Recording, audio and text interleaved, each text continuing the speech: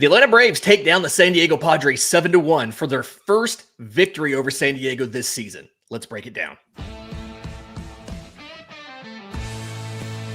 This is the Braves POSTCAST, your instant game reaction for the Atlanta Braves. Part of the Locked On Podcast Network, your team every day. Yes, welcome on into the Braves POSTCAST, part of Locked On Sports Atlanta, where we cover your Atlanta sports teams each and every day. I'm your host, Lindsey Crosby, author of the Braves Today newsletter over at bravestoday.com. You can follow me on social media at Crosby Baseball. He's Jake Mastriani, host of Locked On Braves. Catch him on social media at shortstopball. Go ahead and subscribe to Locked On Braves audio and on YouTube. And Jake, 7-1 victory by the Braves over the Padres. This is the rare kind of thing where we have a ton of good stuff to talk about. Do we want to talk about the great start by Grant Holmes? Do we want to talk about the offense? And I think I want to start with the offense because in what ended up being an unexpected bullpen game for the Padres after Michael King was scratched with shoulder soreness, every single Brave starter gets a hit, and three of them have multiple hits in this one. Yeah, this was fun. And again, you get the bullpen game, but sometimes you don't know how those bullpen games are going to go. Sometimes that can be tough for hitters. You're not seeing the same pitcher, every time you go up there. But great at bats throughout, I thought. And this is what I talk about when I say applying pressure each and every inning, consistency throughout the game, having good at bats. You score 1 in the second, 2 in the third, 2 in the sixth, 2 in the seventh. It's just all throughout the game. You do a little bit early, you do a little bit in the middle, you do a little bit late, and that leads to these easy wins so that you don't have to use your best relievers. So absolutely loved what the offense was able to do today, and the Braves needed it. Yeah, Atlanta does this whole thing. They only get 2 home runs, right? One from Matt Olson coming in the 3rd inning, one from Ronald Acuna Jr. in the 6th. I believe Ronald's on pace for something like 119 home runs this season, so I'm excited about that. Excited for that new MLB record that he's going to take away from or the new Braves record he'll take from Matt Olson. But this is, I think, the biggest, outside of the home runs, the biggest thing to me is Drake Baldwin batting second, going 3 for 4 again. And so many of them were just shooting the ball the other way. And I heard CJ Nitkowski mention this on the broadcast. The Padres weren't they were kind of playing the standard defensive shade that you would do to a lefty and just leaving the left side wide open. I know that you've talked about this before. I think I've written about this before.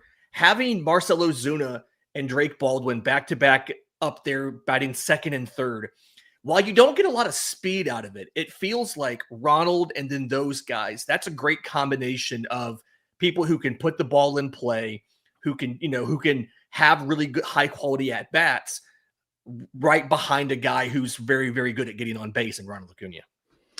Yeah, you just put your best at bats at the top of the order. I think that's the way the game is mostly played today and probably should be. You mentioned the only downside to that is that if they're not extra base hits, it's very station to station. And you're going to have to string some hits together, get a walk in there. Again, if you're not getting the power, which, with those guys, you're generally going to get some power. Yeah. Then, so I think you had the double play that was first of all, I thought, okay, maybe that's a hit up the middle, and somehow they turn a double play on it because you got Drake Baldwin running from first and Marcell Ozuna running, and obviously after that, Matt Olson hits a home run. But it's just you're gonna have that. But I do think those are your best at bats. Getting Ronald at the top, that's a no-brainer. It's the leadoff hitter the Braves have been needing so desperately. But putting Drake Baldwin behind him and the quality of bats he has, Ozuna with all the walks he's getting, and then Matt Olson heating up, feels like a really nice top 4. And him slapped in the comment section. I know he's not the only one saying it, but you got to play Drake Baldwin every day. You got to find a way, at least for right now. He has to be in there every day. He is just one of your better hitters right now, and you need all the offense that you can get. So again, I know long-term he's going to be behind the plate. Maybe after this season, you can work it in a little bit more with the DH. I'm assuming their left field's not a possibility, or they would have at least explored it by now, but you got to play them. You got to play them. Yeah, it's at this point, it's almost kind of comical whenever you have a lineup and Baldwin's not in there. It just doesn't make a lot of sense. I did find it really, comforting that Ozzie Albies had 2 hits today, because this feels like Ozzie's been in that situation where even when he did things right, and he wasn't often doing things right, but even when he did things right, he wasn't getting the results as far as moving runners over, things like that. None of them were hard hit balls. I think his hardest contact was like 75, 76 miles an hour, but he still got 2 singles out of it.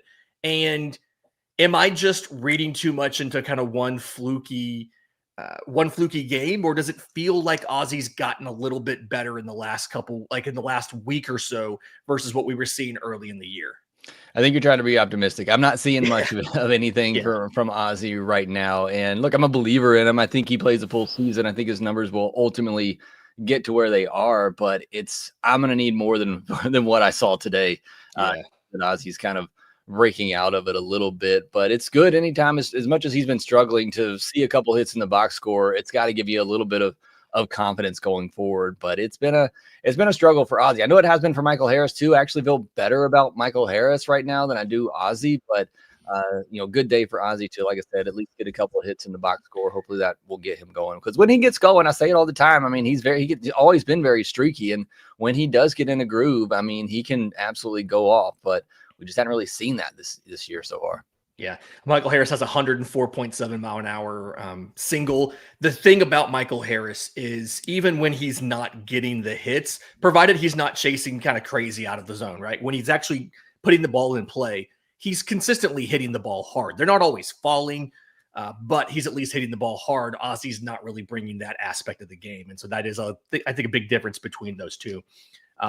Another thing, talking about the box score, that I noticed as the game was progressing, I didn't look at the numbers until now, kind of on purpose. I wanted to get I wanted to kind of just do it live in the show.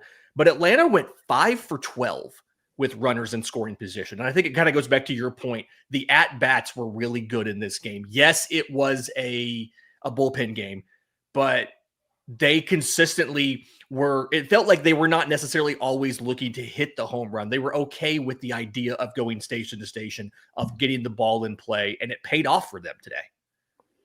Yeah, again, I feel like there has been an approach change this year to do that, to be less aggressive and to be more contact oriented. And it feels like at times they just kind of get caught in between.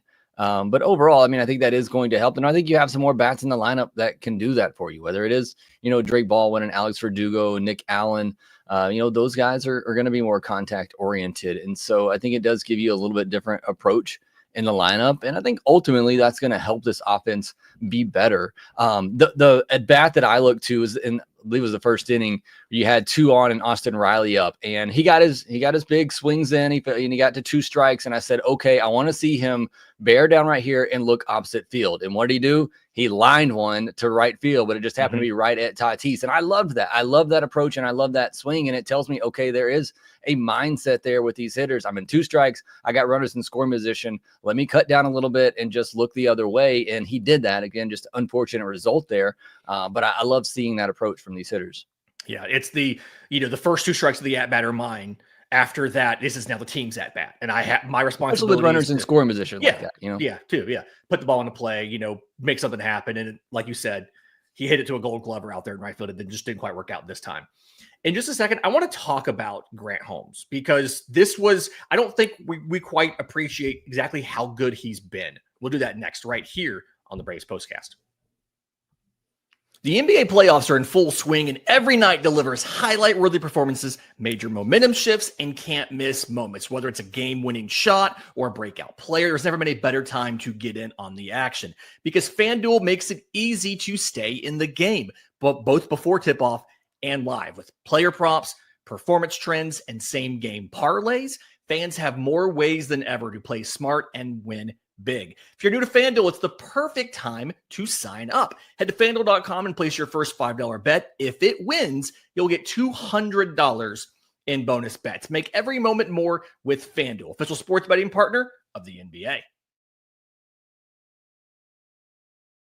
So Grant Holmes in this one gives you, I would argue, one of the better starts that he's made this year. 7 innings, 6 hits, 1 run, 1 walk to 6 strikeouts. Comes out of the game less than 100 pitches, 94 pitches, 65 strikes, and only gives up 6 hard hit balls. None of them are barrels. Just does a really good job of kind of, the slider, 4-seamer are still the main things for him there, right? But mixes in the curveball really well, uses the cutter, even throws a changeup, right? They made a big deal in spring about the kick change. He even throws one of those, but it just, I don't quite think we appreciate how consistent he's been. He's gone 6 or more innings with 2 runs or less in 4 of his last 5 starts. And today was just a continuation of that excellence from Grant Holmes. Yeah, he's been fantastic. I mean, there was a lot of hype, I think, early in spring training when the Braves didn't go get somebody. We said, okay, they're putting a lot of eggs in the basket of Grant Holmes being an actual starter. And it was a little shaky early on, mainly just with the control. He wasn't giving up a ton of runs early, but he just wasn't going deep into ball games. And a lot of that was just the control. And that still has plagued him at times, even over this good stretch. With just 1 walk today, and he is able to go, 7 innings. So you see that when he does have the good command. You mentioned not a lot of hard hit balls. And what I love too is that 84.8 mile per hour average X velocity against, just a ton of weak contact. And Grant Holmes, again, he's been fantastic. I think, just me, as the pessimistic side of me, is how many innings can you get out of him this year? I mean, how much can you really expect from him? But certainly he's proven, just like Ronaldo did last year, that he can make that adjustment to the starting rotation. And going back for that 7th inning, this is something we have talked about in these games that the Braves have blown recently, where you had, a 3 or 4 run lead, I think it was at the time, and Snitker decided to take out the starter who was in a groove, pitch count was in a good spot, and he decided to go to Aaron Bummer, go to De Los Santos, an inning I thought too early. And this one, he doesn't. He puts Grant Holmes back out there for the 7th inning, and then the Braves kind of blow it open, and then you can bring in De Los Santos, who's been good lately, and go to Scott Blewett and those guys. So maybe that's a change in Snitker, and just letting your starter ride a little bit longer instead of going into that bullpen maybe earlier than you need to. Yeah. And a note on the Grant Holmes workload thing. I remember kind of looking at this probably 2 weeks ago for a newsletter on Braves Today. The reliever converting to starting is typically around 130 innings effective that first year that they're a starter. Grant Holmes might be able to give you a little bit more than that. Between Gwinnett and Atlanta, he did make 10 starts last year, so he's kind of in that hybrid thing. He threw 109 in the 3rd innings. And so my hope is that rather than going from 70 innings to 130 or so, like a reliever to a starter would do, maybe the 100 and, the essentially 110 innings could maybe bridge you into 150, 160, and that he's hopefully able to continue this for most of the year. I do think you probably need to find a way to give him a break here and there. Maybe you skip a start in the middle of summer, things like that. But I do feel better about him handling the workload than what happened with Ronaldo Lopez last year, where he had to go in the IL twice because he was coming from a pure single inning relief role into a full-time starter. Yeah, if I can get 150 innings out of Grant Holmes this year, I'd take that all day. Yeah. So De Los Santos, Scott Blewett come in together, walk 3 with no strikeouts, but they handled this perfectly fine. And I do think that Atlanta caught a little bit of a break here with not having to face Michael King, not simply because they can't handle King. They handled King fine in the season opener, but something where the Padres kind of had to go into a bullpen game where they weren't quite necessarily prepared. I haven't seen an official announcement yet as to whether or not King is going to start tomorrow or if it'll still be Dylan Cease. But either way, you have to feel like we talked last night about how losing game 1 hurt because now you had to go out and beat both King and Cease. You handled game 1, Dylan Cease versus pitcher Schwellenbach. Given what the offense did today, do you feel a little bit better about Atlanta's chances of winning the series on Sunday with pitcher Schwellenbach on the mound? Yeah, I mean, obviously you come off a game like that, you got to feel a little bit better. And Acuna hitting, a home run a game, that certainly feels great and a good pace there. So, yeah, I mean, certainly a lot better than I did after Friday night's game, where I thought we were going to be facing King and then Cease, and the offense looking as putrid as it did on Friday night. But I definitely feel a lot better now because you do have Schwellenbach on the mound too, and I think he can go toe to toe with a Dylan Cease. So, yeah, I feel a little bit better now about possibly getting a series win, but definitely a big break for the Braves today, not having to face Michael King. And hopefully that does kind of get the offense going. Because the at-bats, I mean, look, I know it was a bullpen game. Padres weren't ready for it, but the bats in general just looked much better than they did on Friday night. And maybe they're going to against when you're not facing the Michael Kings and Dylan Ceases and Nick Pavettas of the world. But hopefully they can continue that momentum into Sunday's game and win this series. Absolutely. So, okay. Again, Braves beat the Padres 7-1 on 13 hits, 7 runs. Grant Holmes had a fantastic start. Tomorrow's series finale, as of now, as we understand, still Dylan Cease versus pitcher Schwellenbach, 4:10 p.m. The Braves like to do that afternoon game on Memorial Day weekend versus doing the standard 135 game or whatever it is. But we'll be back tomorrow with another postcast after that. So do us a favor. If you're listening on audio, leave a 5-star review, Apple, Spotify, YouTube Music. If you're watching on YouTube, subscribe to both Locked On Braves and Locked On Sports Atlanta. Hit the notification bell so you know when we go live to break down more Ronald Acuna Jr. home runs, more fantastic starts from these Braves starting pitchers, and another Braves victory. For Jake Mastriani, I'm Lindsey Crosby. This has been the Braves Postcast.